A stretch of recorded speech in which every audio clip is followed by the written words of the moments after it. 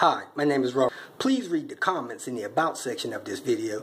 It has valuable information and updates. My YouTube channel has a disclaimer video that I encourage you to watch. And please like, share, and subscribe. I hope you found what you're looking for. Thank you very much for watching. Kicking off today with Buster Brown in the junkyard. He's supposed to be taking this control arm loose. He's been working on 2 bolts for about 10 minutes, acting like a little girl that hadn't eaten breakfast. After that, we're going to go bleed the brakes on his, and I got to do 2 brake jobs myself. So let's see if he gets this. I already broke the axle nut loose. He's going to take the axle out of this vehicle. Got a bunch of parts in for the donor car and a few for my car. So I'm going to be installing them. Putting rear pads on my vehicle, man, those things were close. They were right at being totally done on the passenger side.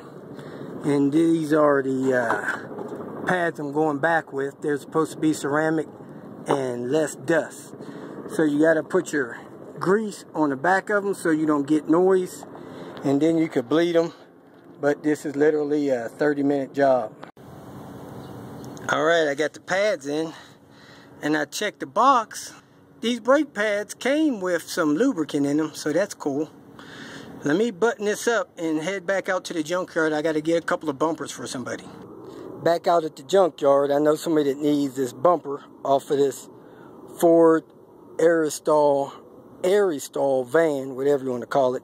I also pulled an alternator off of a Ford Explorer. Today, I think, was the first day it was there, and it was wrecked, so the alternator should be good. In this video, I'm going to show you how to replace the alternator in a 2002 Ford Explorer. The first thing you want to do is take the serpentine belt loose. You need to pay special attention to the path that it goes. You got to get that back right when you take it off. If you don't, you'll be messing with this thing for a long time.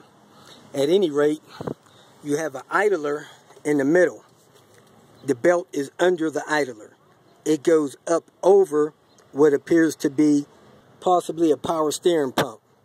Then it comes over toward the driver's side, which has your AC compressor. Then it goes over to your water pump. Then it goes around the water pump and under the water pump down to the crank, to the driver's side of the crank, then under the crank and up to the tensioner.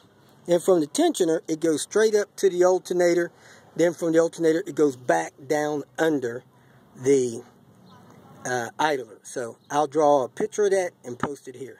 Next thing you want to do is disconnect the positive and the negative of the battery, because the battery will send juice to the alternator full time and you don't want to short it out. The battery's disconnected. Both connectors were 8mm. Now what I'm going to do, I'm going to pull this boot back and take it loose.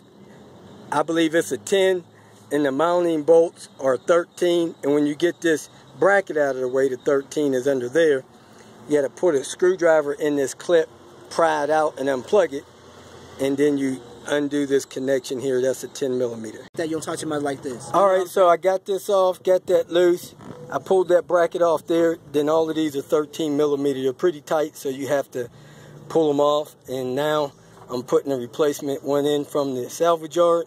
And I'm getting ready to flip this bracket over here, bolt that down, and then I'm going to plug this plug in, hook that up, and throw the belt back on. We got that plugged in. I'm going to tighten that down with a 10mm. I missed that bracket there. I need to take that loose, put that back on the wiring harness, and then I'm going to hook up the positive and then the negative, and jump it and check the voltage with my scan gauge. Really, if you ever pull a alternator from the salvage yard, it's best to have them tested at AutoZone or somewhere before you connect them.